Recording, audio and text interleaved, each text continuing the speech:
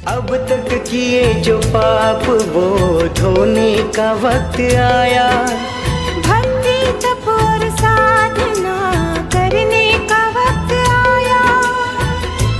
आया पर्युषण आया, जैनों का त्योहार आया। हो जैनों का त्योहार आया। जैन धर्म के सार को समझने का वक्त आया। क्षमा वीरस्य भूषणं कहने का वक्त आया। आया पर्युषण आया, जैनों का त्योहार आया। हो जैनों का त्योहार आया।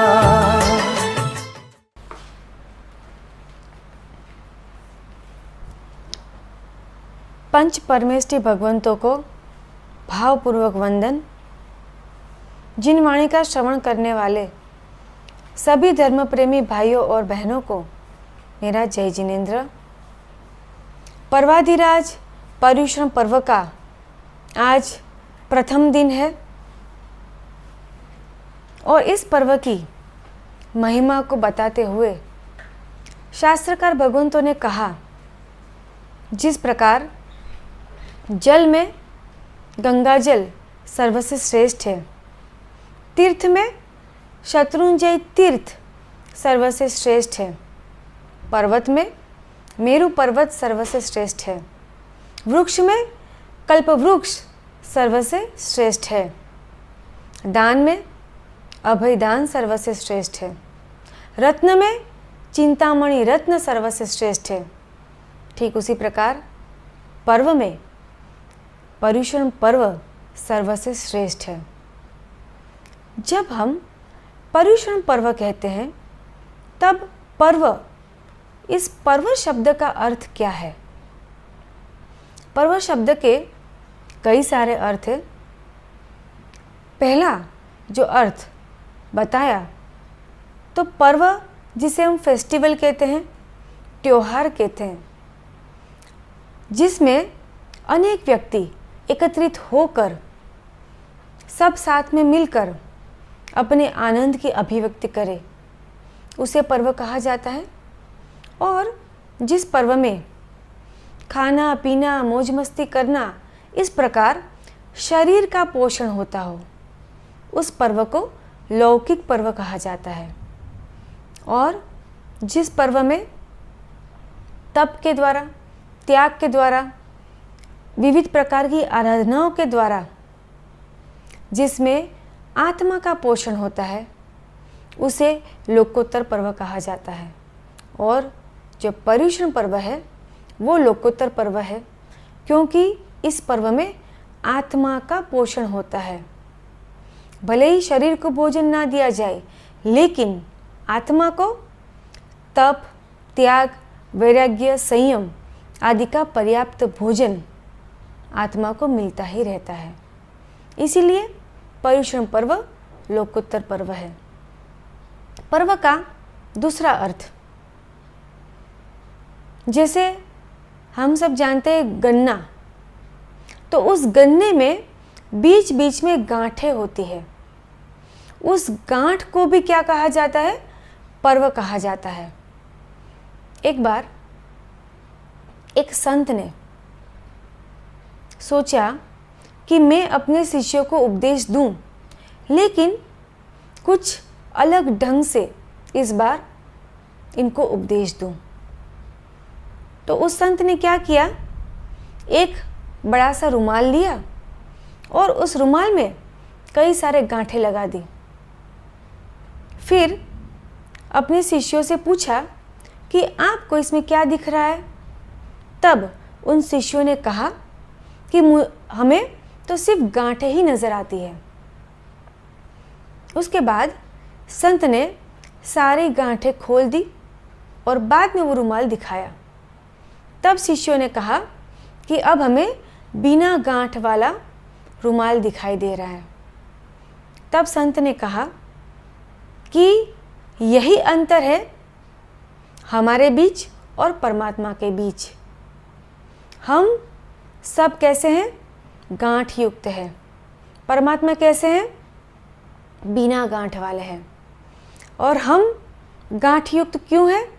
हमारे भीतर में कौन कौन सी गांठें भरी पड़ी है? कषाय की गांठें, वेर जेर की गांठें, ईर्ष्या अदेखाई की गांठें, विषयों की गांठें। इसने मेरे साथ ऐसा किया, उसने मेरे साथ वैसा किया, इसने मेरे साथ ऐसा क्यों किया, इसने मेरे साथ इस प्रकार का बर्ताव क्यों किया, मैं उसे छोड़ूंगा नहीं, मैं भी उसे दिखा दूंगा, मैं भी उसे बता दूंगा, मैं भी ऐसा करके दिखाऊंगा। इस प्रकार की जो गांठें हमारे भीतर में पड़ी है, इन गांठों को छोड़ना है, इन गांठों को दूर करना है, इन गांठों को तोड़ना है। यही पर्युषण पर्व का उद्देश्य है और यही पर्युषण पर्व का संदेश है। और इतना ही नहीं, जो गन्ने में जो गांठें होती है, उन गांठों में रस नहीं होता है। इसका अर्थ क्या है कि ये जो पर्युषण पर्व है, ये हमें क्या सूचित कर रहा है? क्या हमें दिशा निर्देश दे रहा है? यही कि इन पर्युषण पर्व के दिनों में हमें रस को कम करना है। कौन से रस को कम करना है? स्वाद के रस को कम करना है, कषायों के रस को कम करना है, भोग विलास के रस को कम करना है। आहार के प्रति, इंद्रिय के विषयों के प्रति जो हमारी आसक्ति है, उस आसक्ति के रस को हमें कम करना है। पर्व का एक और अर्थ है परव। प का अर्थ है पाप, र का अर्थ है रग रग में, व का अर्थ है विनाश करना। अर्थात हमारे रग रग में, हमारे आत्म प्रदेश जो कि असंख्यात आत्म प्रदेश, उसमें ये जो अशुभ कर्म के पुद्गल हैं, जो पाप कर्म है, उनका विनाश करना, उनका नाश करना, ये है पर्व का अर्थ। पर्व का और एक अर्थ है स्टेप्स, अर्थात सीढ़ियाँ।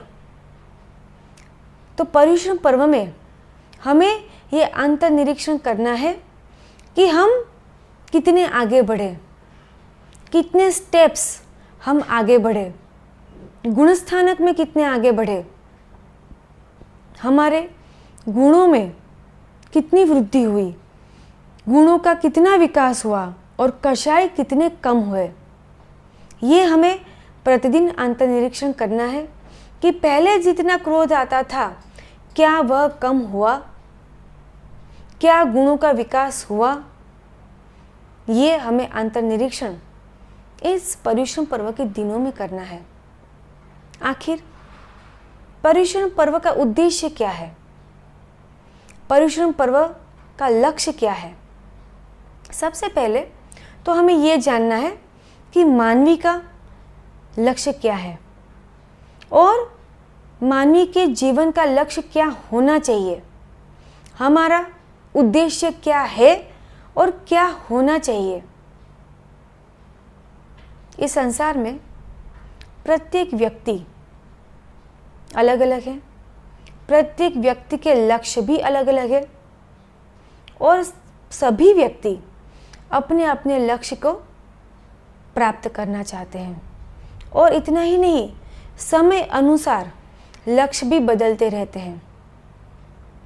कोई धनवान बनना चाहता है, कोई सुंदर दिखना चाहता है, कोई शक्तिशाली बनना चाहता है, कोई पद प्रतिष्ठा को प्राप्त करना चाहता है।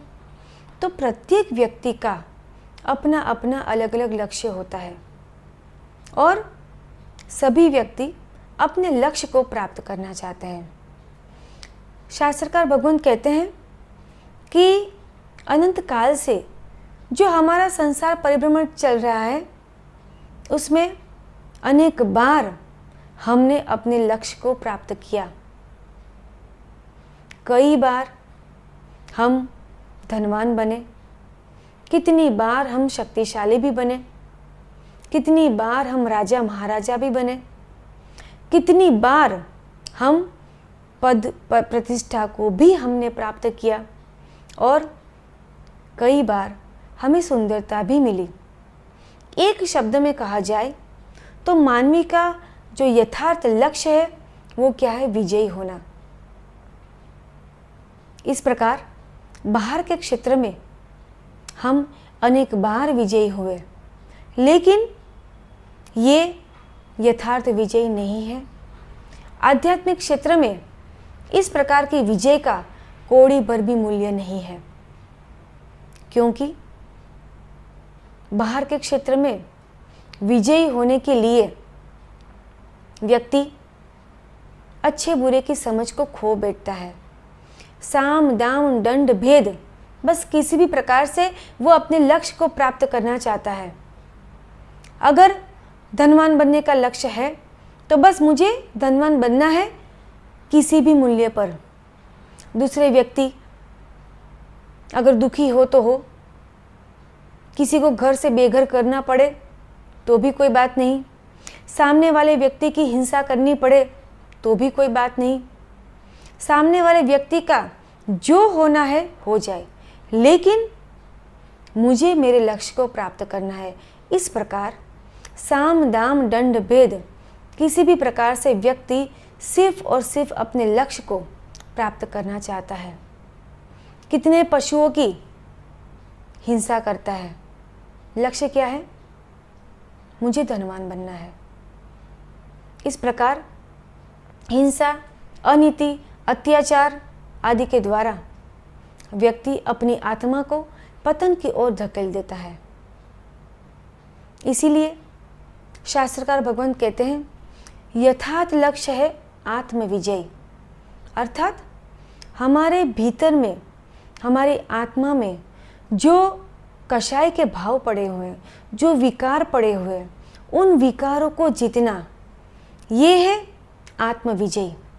और इसी के लिए इस पर्युषण पर्व में हमें पुरुषार्थ करना है। हमें किसे जीतना है? हमारे भीतर के विकारों को जीतना है, हमारे भीतर के कषायों को जीतना है, हमारे भीतर में जो विभाव दशा है, जो नेगेटिविटी है, उनको जीतना है। लेकिन हमें क्या लगता है कि कषाय हमारे मित्र है, और जिस व्यक्ति के संपर्क में हम आते हैं या जिस प्राणी के संपर्क में हम आते हैं, हमें क्या लगता है कि वो हमारे शत्रु है, और जो कषाय, जो वास्तविक हमारे शत्रु हैं, हमें क्या लगता है कि कषाय हमारे मित्र है। जानते हैं हमारी परिस्थिति कैसी है? इस परिस्थिति को समझने के लिए शास्त्रकार भगवंतों ने चूहे का दृष्टांत दिया है। कहते हैं कि एक बार एक चूहे को मच्छर ने काट लिया। अब जैसे ही मच्छर ने काटा, चूहे को आया बड़ा गुस्सा। चूहे ने मन में सोचा कि आखिर एक मच्छर की इतनी हिम्मत कि वो मुझे काटे, उसकी इतनी हिम्मत हुई कैसे? मैं उसे छोड़ूंगा नहीं, किसी भी प्रकार से मैं उसे पकड़ूंगा और उसे उसके किए की सजा दूंगा। चूहे ने काफ़ी प्रयत्न किया उस मच्छर को पकड़ने के लिए, लेकिन क्या मच्छर पकड़ में आता है? चूहा मच्छर को नहीं पकड़ पाया। लेकिन चूहे के भीतर में जो बदले की भावना थी, उसके भीतर में जो वैर की भावना थी कि चाहे कुछ भी हो जाए, मैं उसे पकड़ के रहूँगा, मैं उसे बदला लेकर ही रहूँगा। अब वो सोच रहा है कि आखिर मच्छर को पकड़ने के लिए मुझे क्या करना चाहिए, मैं किसकी मदद लूँ। तो सोचते सोचते उसने सोचा कि क्यों न मैं बिल्ली की मदद लूँ। बिल्ली जब मुझे पकड़ सकती है तो मच्छर को तो आसानी से पकड़ लेगी। अब सोचिए कि एक चूहा बिल्ली के पास जाएगा बिल्ली की मदद लेने के लिए, तो उसका परिणाम क्या होगा? क्या वो जीवित बचेगा? शास्त्रकार भगवान कहते हैं कि हमारे में और उस चूहे में कोई अंतर नहीं है, क्योंकि हम भी क्या करते हैं, जब सिचुएशन को हैंडल करने के लिए, जब परिस्थिति को टैकल करने के लिए हम इन कषायों की हेल्प लेते हैं, तब हमारी परिस्थिति भी किसके जैसी है? चूहे जैसी है। कौन कौन सी परिस्थिति में हम कषायों की हेल्प लेते हैं? सोचिए, जब भी हमारी इच्छा अनुसार नहीं होता है, कोई हमारी बात नहीं सुनता है, और कई बार जब कोई व्यक्ति हमें हमारी गलती का एहसास कराता है, ऐसी परिस्थिति में हम कौन से कषाय की हेल्प लेते हैं? क्रोध कषाय की। मान कषाय की हेल्प हम कब लेते हैं? समझ लीजिए कि हमें मान सम्मान मिल रहा है, हमें प्रतिष्ठा मिल रही है, लोग हमारी प्रशंसा कर रहे हैं, हमें जीवन में सफलताएं मिलती जा रही है। ऐसी परिस्थिति में हम क्या करेंगे? समझ लीजिए कोई अच्छी वस्तु हमें मिल गई जो किसी के पास नहीं है या बहुत कम व्यक्ति के पास है, जो हमारे परिचित व्यक्ति है, किसी के पास भी वो वस्तु नहीं है और ऐसी वस्तु हमें मिल गई। तो ऐसी परिस्थिति में हम मान कषाय की हेल्प लेते हैं। उसके बाद माया कषाय। अपने स्वार्थ की पूर्ति के लिए व्यक्ति माया कषाय की मदद लेता है। और लोभ कषाय की तो बात ही क्या करें, हमारे दिन की शुरुआत ही लोभ कषाय से होती है, क्योंकि प्रतिदिन प्रतिक्षण मन में नई नई इच्छाएं जन्म लेती ही रहती हैं। तो इच्छा मन में आना, उन इच्छाओं को पूरी करने के लिए प्रयत्न करना, ये क्या है? लोभ कषाय। तो शास्त्रकार भगवान कहते हैं कि बिल्ली के कारण चूहे की मृत्यु एक बार होती है, लेकिन कषायों के कारण हमारी मृत्यु आज से नहीं, अनादि काल से अनंत बार हो रही है। और अभी भी अगर हम इन कषायों को अपना मित्र समझेंगे तो आगे भी अनंत बार हमें जन्म मरण करना पड़ेगा। तो पर्युषण पर्व में हमें क्या करना है? आचारांग सूत्र में परमात्मा ने कहा, इमेणम चेव जुज्जाई कीमते जुज्जेण बज्जो। इसका अर्थ है कि परमात्मा ने हमें क्या कहा? परमात्मा ने हमें युद्ध करने के लिए कहा है, लेकिन किसके साथ युद्ध करना है? इन हमारे जो आत्मा के भीतर में जो कषाय के भाव है, जो विकार है, उन विकारों के साथ हमें युद्ध करना है। हम किसके साथ युद्ध करते हैं? व्यक्ति के साथ युद्ध करते हैं। तो पर्युषण पर्व में हमारा उद्देश्य क्या है? कि हमें हमारे आंतर मन में जो शत्रु हैं, उन शत्रु को जीतना है। इसीलिए उत्तरायण सूत्र में कहा, अप्पा चेव दमयवो अप्पा हु खलु रुद्धमो अप्पा दंतो सोई होई असीम लोए परथय। इसका अर्थ है कि आत्म विजय ही सबसे कठिन कार्य है और इसी के लिए हमें पुरुषार्थ करना है। एक व्यक्ति अगर हमें अपशब्द कहता है तो सामने में दो चार और अपशब्द बोल देना ये काफ़ी आसान है, क्योंकि अनादिकाल के हमारे भीतर में ये संस्कार है। अगर एक व्यक्ति हमारे साथ बुरा वर्तन करता है तो उसके साथ भी उस प्रकार का बुरा बर्ताव करना आसान है, लेकिन ऐसी परिस्थिति में क्षमा रखते हुए, संभव रखते हुए उस व्यक्ति के प्रति द्वेष भाव न करना, ये सबसे कठिन कार्य है। और यही है आत्म विजय की दिशा में पुरुषार्थ, आत्म विजय की दिशा में आगे बढ़ना। आत्म विजय के बिना व्यक्ति बाहर के क्षेत्र में महान विजेता होते हुए भी क्या है? केवल शूद्र है, दास है। किसका दास है? विकारों का दास, कषायों का दास, इंद्रियों का दास, मन का गुलाम। अनादिकाल से हम किसके गुलाम बने बैठे हुए हैं? मन के गुलाम। मन जिस इशारों में हमें नचाता है, हम उसके इशारे नाचते हैं। हमें क्या करना है? पर्युषण पर्व के दिनों में हमें स्वामी बनना है। किसका स्वामी बनना है? कषायों का स्वामी, मन का स्वामी, इंद्रियों का स्वामी, बहुत गुलामी कर ली, बहुत दासत्व कर लिया, अब नहीं, अब और नहीं, अब हमें स्वामी बनना है। तो हमें पर्युषण पर्व के दिनों में दासत्व से अपने आप को मुक्त करना है। इसीलिए उत्तराधीन सूत्र में कहा है, अप्पा नहीं वेरणी,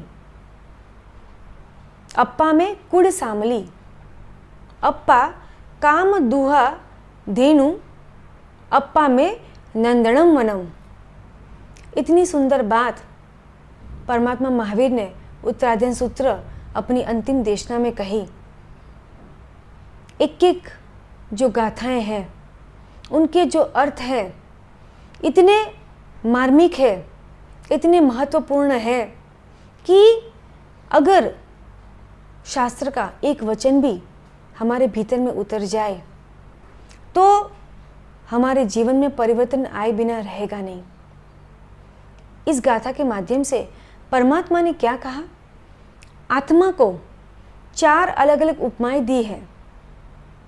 उसमें 2 अशुभ उपमाएं दी हैं और 2 शुभ उपमाएं दी हैं। सबसे पहले क्या कहा? अप्पा नई वेयरणी।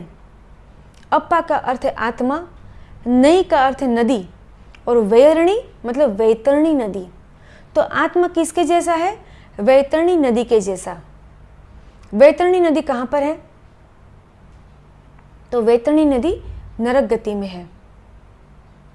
नरक गति में जो परमाधामी देव है वो इस नदी की विकुवर्णा करते हैं। नदी को देखकर जो नारकी के जीव होते हैं, जिनकी प्यास कैसी है? अनंत तृषा, मतलब इतनी प्यास उनको लगती रहती है प्रतिक्षण कि जैसे ही नदी को देखते हैं मन में इच्छा होती है पानी पीने की, प्यास बुझाने की, और तुरंत उस नदी की ओर दौड़कर जाते हैं।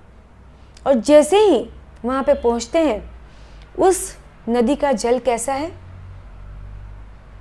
गर्म पानी के जैसा। जैसे ही उसमें डुबकी लगाते हैं जलकर राख हो जाते हैं। तत्पश्चात क्या कहा? अप्पा में कुड़ सामली, अर्थात आत्मा किसके जैसा है?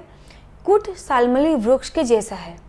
अब ये कुट सालमली वृक्ष जो है वो कहाँ पे है? वो भी नरक गति में है।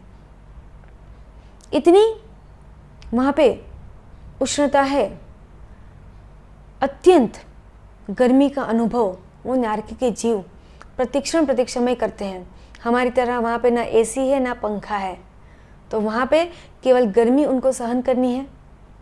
तो इतनी असह्य गर्मी के समय जब दूर से उन्हें ये वृक्ष दिखाई देते हैं, तब उन्हें लगता है कि दौड़कर जाए और थोड़ी देर छांव में बैठे।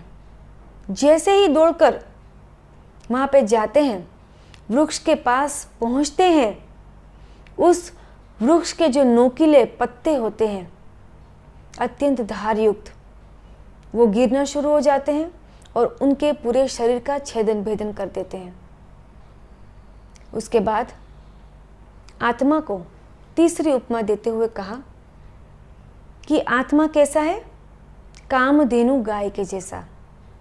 कामधेनु गाय एक ऐसी गाय जो अभी उपलब्ध नहीं है, लेकिन मनवांछित फल को जो पूरा करे, वैसी गाय तो वो है कामधेनु गाय। और उसके बाद आत्मा को जो चौथी उपमा दी वो क्या दी? अप्पा में नंदनम वनम, अर्थात आत्मा नंदन वन के समान है। नंदन वन कहाँ पे है? मेरू पर्वत के ऊपर। तो मेरू पर्वत में जो नंदन वन है उसकी विशेषता क्या है कि उस नंदन वन में इतने सुगंधित वृक्ष है, पुष्प है, हरियाली है। नंदनवन इतना रमणीय है, इतना मनोहर है, इतना आकर्षक है कि देवी देवता भी वहाँ मनोरंजन के लिए आते हैं। और उस नंदनवन में जो इतने श्रेष्ठ फूल है, इतने श्रेष्ठ वृक्ष है, नंदनवन हमेशा फूलों की सुवास से सुगंधित रहता है, महकता हुआ रहता है हमेशा। परमात्मा ने जो आत्मा को 4 उपमा दी, उसमें से 2 शुभ उपमाएं दी। कौन सी? कि आत्मा कामधेनु गाय के समान है और आत्मा नंदनवन के जैसा है। और जो 2 अशुभ उपमाएं दी वो कौन सी? कि आत्मा वैतरणी नदी के जैसा है और आत्मा कुटसालमली वृक्ष के जैसा है। इसका अर्थ ये है कि आत्मा को दुख देने वाला, आत्मा को दुर्गति में ले जाने वाला, आत्मा का पतन करने वाला, आत्मा की दुर्दशा करने वाला कौन है? तो वो हम स्वयं है। और आत्मा को सुख का अनुभव कराने वाला, सद्गति दिलाने वाला भी कौन है? हम खुद हैं।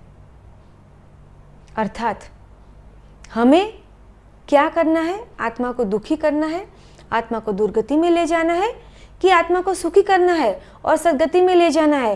ये किसके हाथ में है? ये मात्र और मात्र हमारे हाथ में है।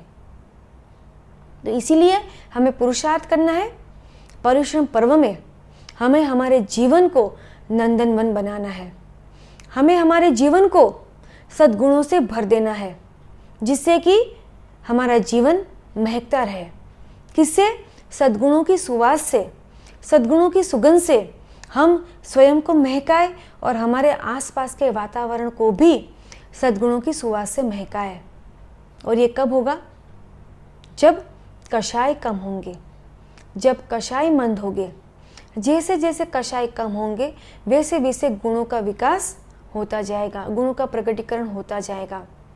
तो पर्युषण पर्व हमें यही संदेश देता है कि हमें हमारे जीवन को नंदनवन बनाना है और गुणों की सुवास से हमें अपने जीवन को भर देना है।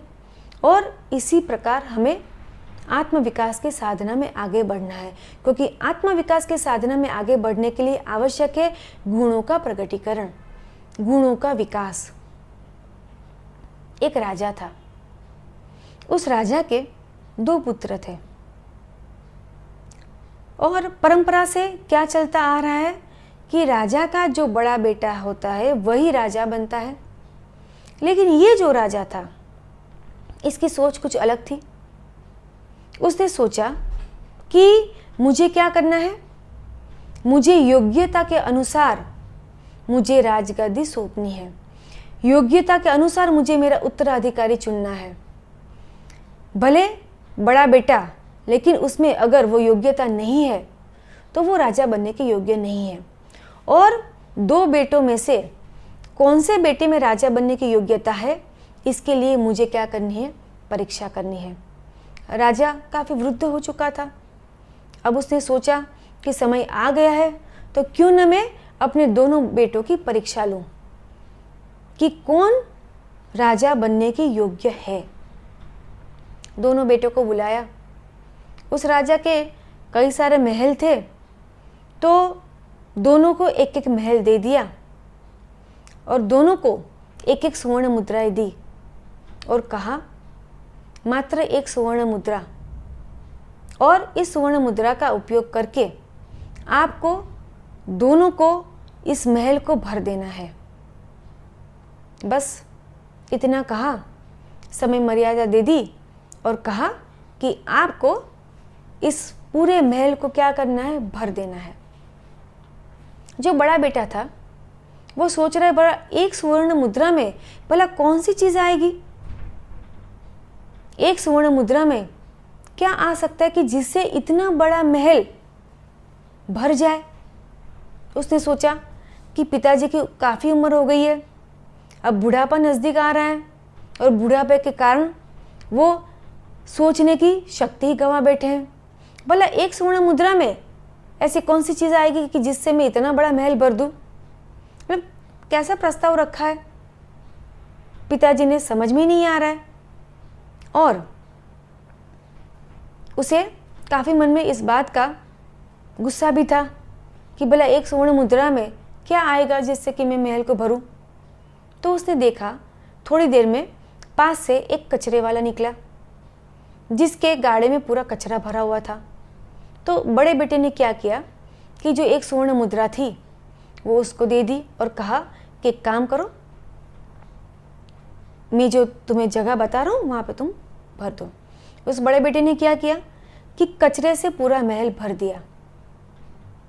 अब छोटे बेटे की बारी थी।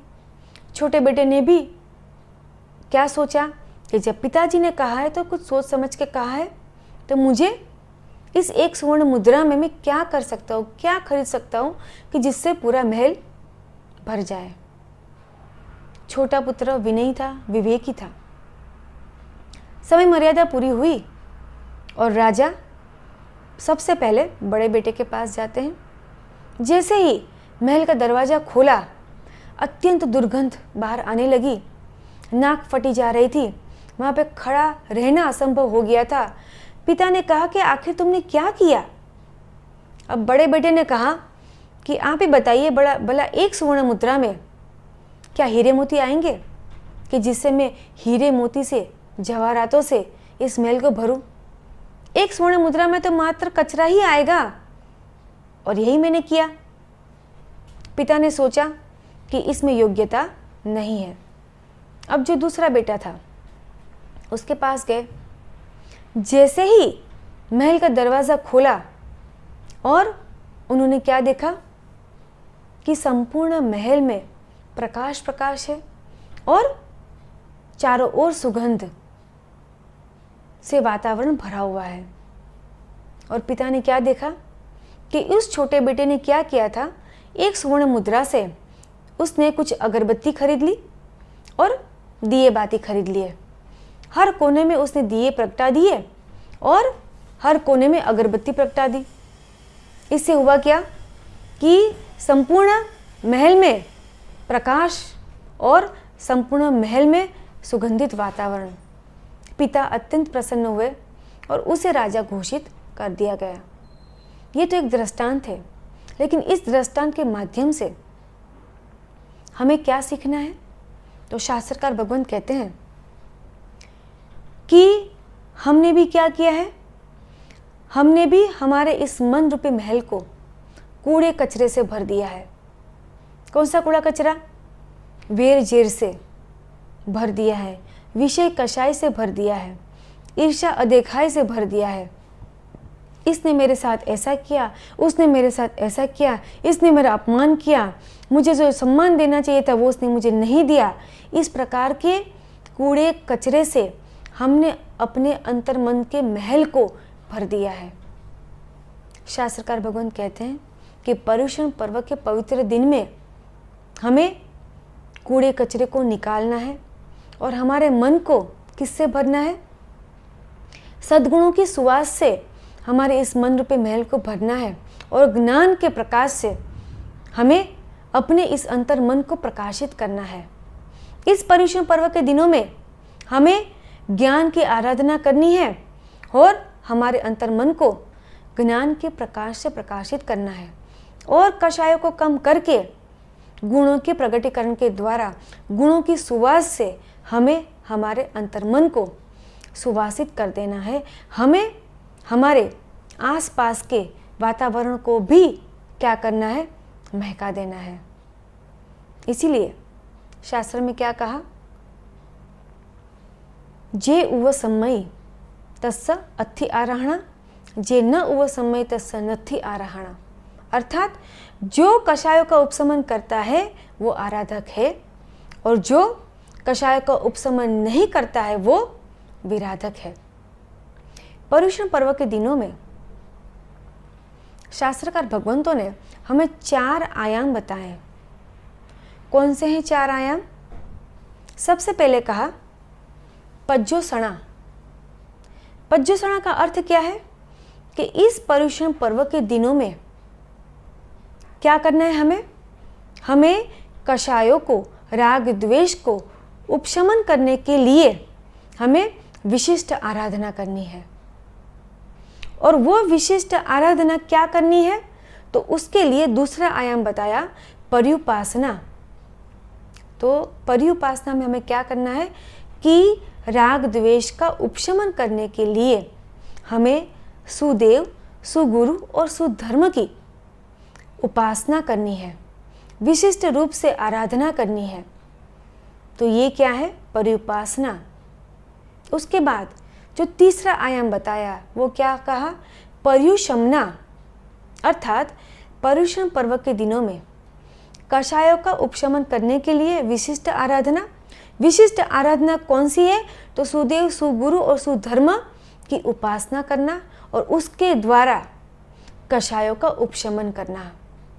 कषायों का उपशमन कब होगा, जब हम सुदेव, सुगुरु और सुधर्म की आराधना करेंगे, तब उनकी उपासना करेंगे तब। तो ये तीसरा आयाम है कि कषायों का उपशमन हमें करना है। और उसके बाद जो चौथा आयाम बताया वो क्या है, पज्जो सवणा। पज्जो सवणा का अर्थ है कि कषायों का जब उपशमन हो गया तो कषायों का उपशमन होने के बाद स्वयं के स्वभाव में स्थिर रहना। सबसे ज़्यादा कठिन कार्य कौन सा है, स्वभाव में स्थिर रहना। धर्म क्या है, स्वभाव में स्थिर रहना। संसार के कोई भी कार्य करें, लेकिन सभी कार्य करते समय अगर हम स्वभाव में स्थिर रह पाते हैं तो यही सच्चे धार्मिक होने की व्याख्या है। अर्थात सच्चा धार्मिक कौन है, जो स्वभाव में स्थिर रह पाता है और अपने आप को विभाव दशा से दूर रखता है। लेकिन हम स्वभाव में स्थिर क्यों नहीं रह पाते, तुरंत निमित्त मिलता है और हम कषायों के अधीन हो जाते हैं। तुरंत ऐसी घटना घटित होती है कि हम कषायों के गुलाम बन जाते हैं।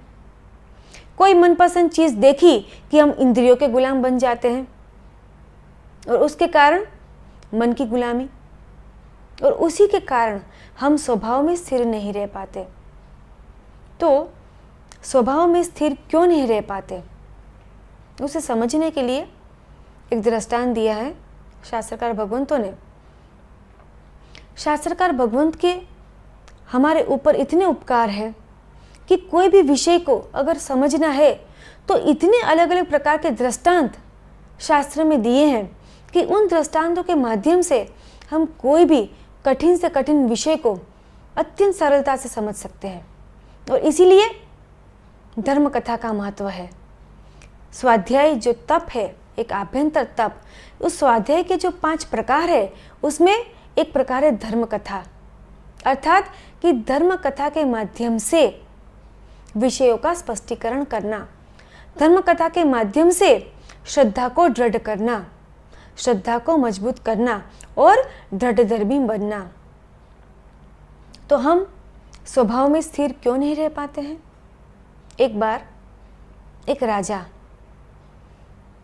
उसको चित्रकला का इतना शौक था, इतना अत्यंत प्रेम था चित्रकला के प्रति, चित्रकारी के प्रति, कि अलग अलग प्रकार की चित्रकारी उसके राज्य में देखने को मिलती।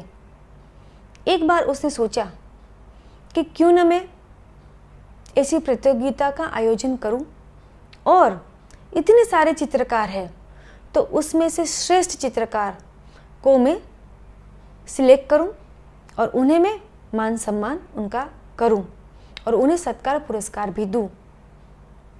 तो 2 चित्रकार जो सर्वसे श्रेष्ठ थे, उन 2 चित्रकारों को बुलाया गया और उन्हें कहा गया कि आप दोनों को ऐसी चित्रकारी करनी है, ऐसी अद्भुत चित्रकारी करनी है, मतलब आपके जो टैलेंट का आपको जो प्रदर्शन करना है वो ऐसा अनोखा होना चाहिए कि ऐसी चित्रकारी आज तक कहीं पर भी किसी ने भी ना देखी हो। दोनों चित्रकारों को 6 महीने का समय दिया गया। दोनों को एक एक दीवारें दी गई और कहा गया कि इस दीवार पर ही आपको चित्रकारी करनी है, और साथ में ये भी कहा गया कि आप दोनों जो चित्र बनाएंगे वो हूबहू एक समान होने चाहिए। दोनों की चित्रकारी में कहीं भी कोई अंतर नहीं होना चाहिए, न रंग में अंतर, न डिज़ाइन में अंतर, न साइज में अंतर, हूबहू एक समान होना चाहिए। लेकिन एक दूसरे की चित्रकारी को देखना नहीं है।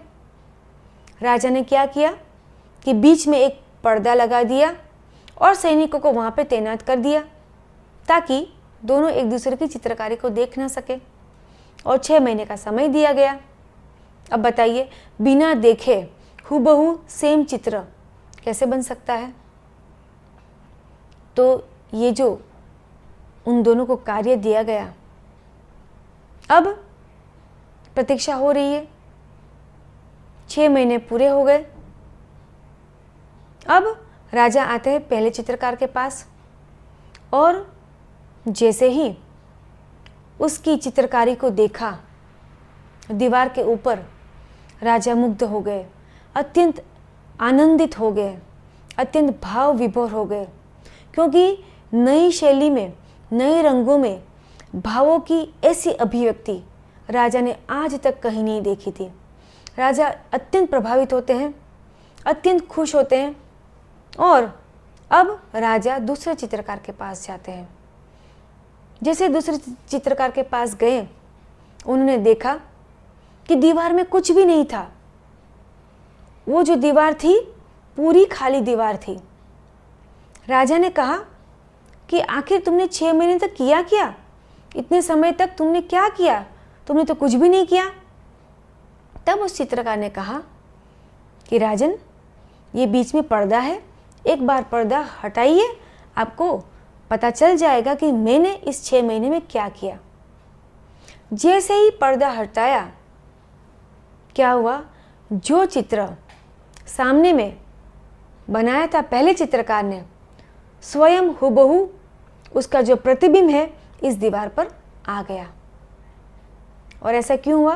क्योंकि दूसरे चित्रकार ने 6 महीने में सिर्फ दीवार को घिसने का काम किया था और दीवार को शीशे की तरह चमकीला बना दिया था।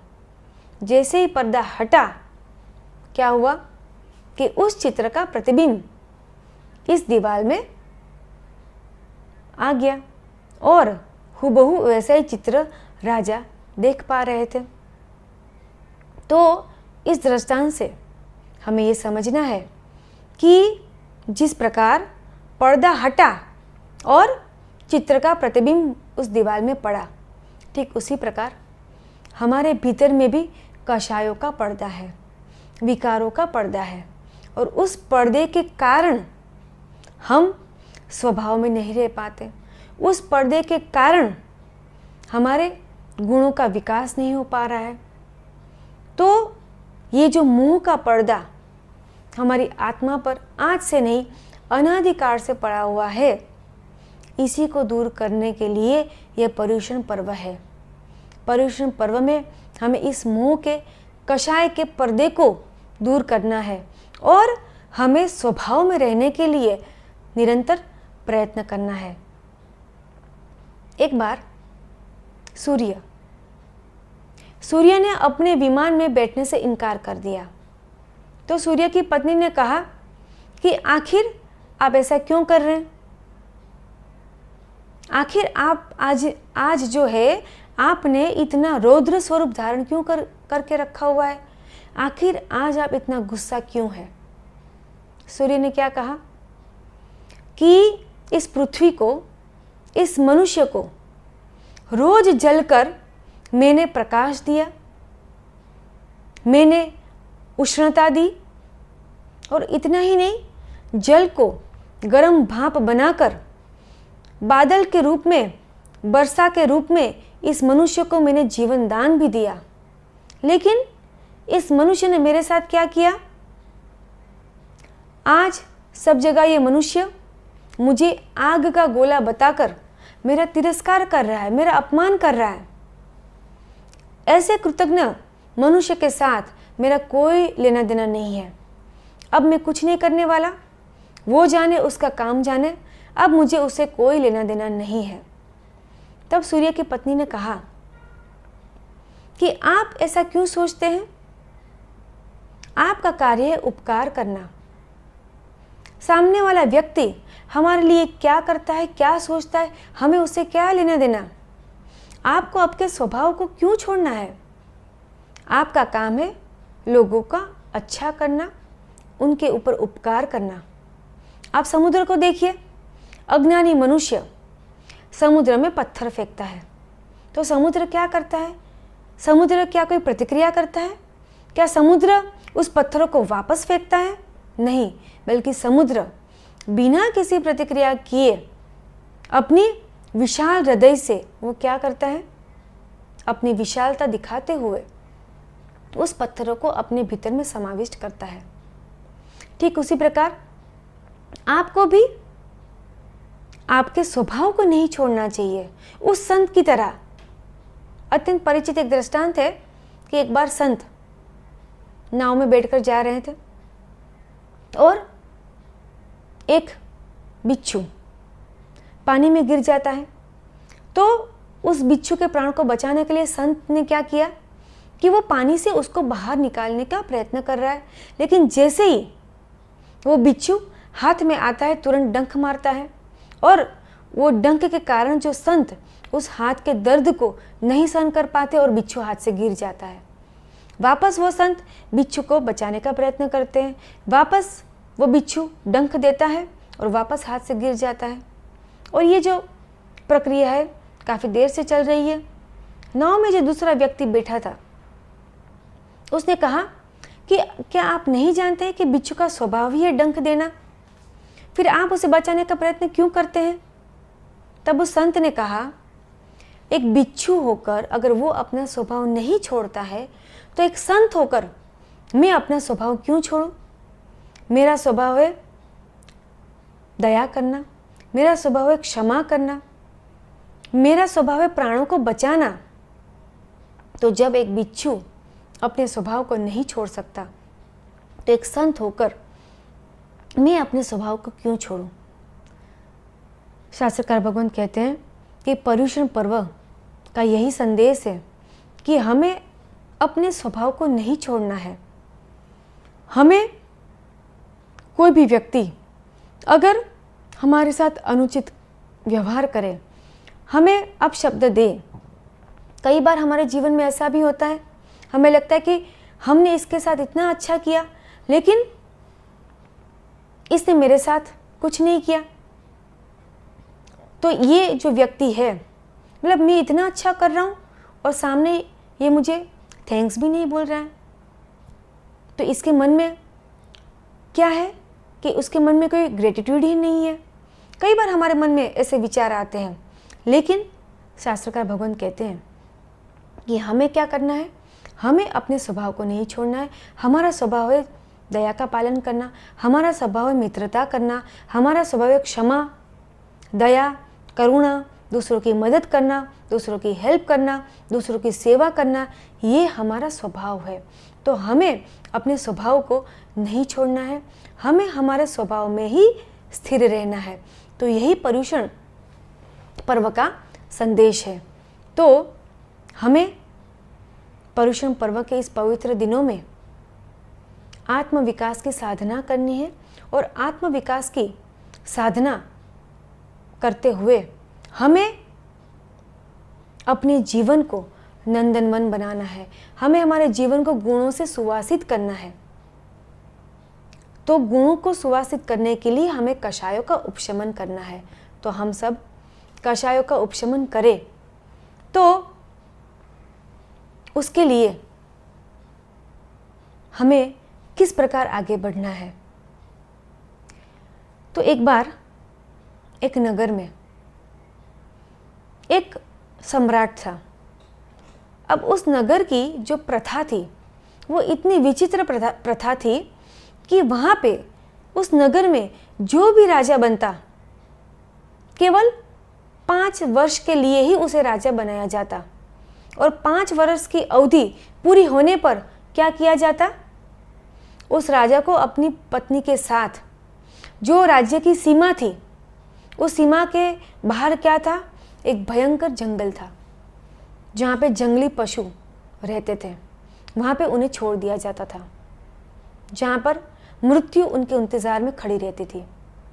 तो कई सालों से यही परंपरा चली आ रही थी कि राजा बनेगा, वो 5 साल के लिए बनेगा, 5 साल के बाद उसको उस भयंकर जंगल में छोड़ दिया जाता था जहाँ पे जंगली जानवर उसे अपना शिकार बनाते थे और वहीं पर उनका आयुष्य पूरा हो जाता था।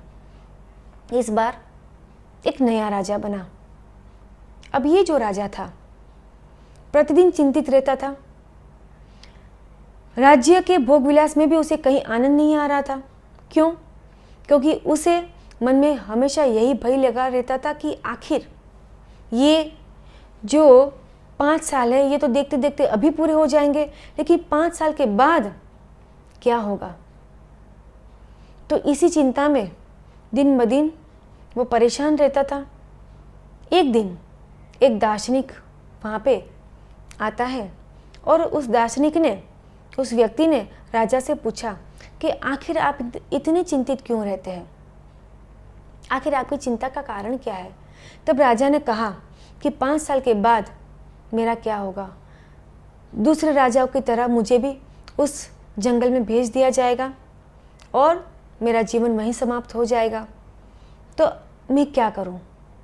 तब उस दार्शनिक ने कहा कि 5 वर्ष तक तो आप राजा है, 5 वर्ष तक की जो अवधि है, जो समय आपको मिला है, उसमें तो आप सम्राट है, तो आप जैसा चाहेंगे वैसा कर सकते हैं। तो क्यों ना 5 साल में उस जंगल को ही बदल दिया जाए। इन 5 सालों में आप जंगल के रूप को ही बदल दीजिए, जंगल को साफ करवा दीजिए, वहाँ पे आप अपने रहने के लिए एक नए महल का निर्माण करवाइए, और इतना ही नहीं, नगर जन भी वहाँ पे रह सके, उनके लिए भी अलग अलग आवास का प्रबंध किया जाए। फिर 5 साल के बाद जब आपको वहाँ पे जाना पड़े, तब आपको कोई डरने की, कोई चिंता की आवश्यकता ही नहीं रही। और ये बात राजा को इतनी पसंद आ गई कि राजा ने उसी दिन से काम शुरू करवा दिया। देखते ही देखते 1 साल में पूरा काम पूरा हो गया। वहाँ पर क्या हो गया, महल का निर्माण हो गया, आवास का निर्माण हो गया, और अब राजा को कोई चिंता नहीं थी, कोई डर नहीं था। 5 साल की अवधि पूरी हुई और खुशी खुशी राजा अपने परिवार के साथ उस जंगल में रहने के लिए चला गया। और इस राज्य से वो राज्य इतना अधिक सुंदर था कि यहाँ से भी कई लोग वहाँ पे उस राजा के साथ रहने के लिए चले गए। तो इस दृष्टांत से हमें ये समझना है कि हमें भी ये जो अवधि मिली है, इस शरीर में हमें कुछ वर्षों तक ही रहना है। तो जब तक हम इस शरीर में हैं, कितने आत्मा और शरीर का संबंध कुछ वर्षों तक का ही है। कुछ वर्षों के बाद तो आत्मा को इस शरीर को छोड़कर जाना ही है। जब तक हम इस शरीर में हैं, तब तक हम अपने सम्राट हैं। हमारे जीवन को किस प्रकार से जीना, हमारे जीवन को, हाँ ये बात निश्चित रूप से तय है कि हम कुछ भी लेके जा नहीं सकते, लेकिन हम जीवन तो ऐसा जी सकते हैं कि हमें नरक आदि दुर्गति में नहीं जाना पड़े। क्योंकि इस मनुष्य भव में भी हम सतत भयभीत रहते, चिंतित रहते कि आगे दुर्गति की यातना, नरक गति की यातना, तिरंज गति की यातनाएं हमारे इंतजार में खड़ी है। लेकिन हम अपने जीवन के सम्राट हैं। इस जीवन को किस प्रकार से जीना, ये हमारे हाथ में है। हम ऐसी धर्म आराधना करें, हम ऐसा पुरुषार्थ करें कि हमें परलोक की कोई चिंता ही ना रहे, हमें परलोक का कोई भय ही ना रहे। तो इस प्रकार का जीवन हमने जीना है। दूसरे राजाओं ने क्या किया कि राजा बने और 5 वर्ष भोग विलास में अपने पूरे व्यतीत कर दिए। परिणाम क्या हुआ, मृत्यु उनके इंतजार में खड़ी थी। और जो नया राजा आया, उस नए राजा ने क्या किया कि जो 5 वर्ष की अवधि उसे मिली, 5 वर्ष का जो उसे समय मिला, उस समय में उसने क्या किया, उसने ऐसा प्रबंध किया कि उसे तकलीफ का अनुभव ही ना हो, उन्हें उन जानवरों का शिकार ही नहीं बनना पड़े। तो हमें भी क्या करना है कि हमें भी ये जो अवधि मिली है, ये जो समय मर्यादा मिली है, ये जो मनुष्य भव मिला है, पर्युषण पर्व की ये जो पवित्र दिन हमारे पास है, हमें क्या करना है, हम ऐसी साधना करें, ऐसी आराधना करें कि हमें भविष्य का डर न रहे, और रोते रोते नहीं बल्कि हंसते हुए हम यहाँ से आगे अपनी यात्रा कर सकें। पर्युषण पर्व में बस हमें यही करना है, हमें ऐसी तैयारी करनी है, आगे के जीवन के लिए हमें ऐसा प्रबंध करना है, ऐसी आराधना करनी है और ऐसा पुरुषार्थ करना है। हमें समय मात्र का भी प्रमाद नहीं करना है, और हम अपने जीवन को नंदनवन बनाए, आत्मविकास के साधना में आगे बढ़े इसी भाव के साथ। जय जिनेन्द्र। जिन आज्ञा से कम अधिक विपरीत कुछ भी कहा हो तो अरिहंत अनंत से केवली भगवान की साक्षी से तत्सम इच्छामि दुक्कडम।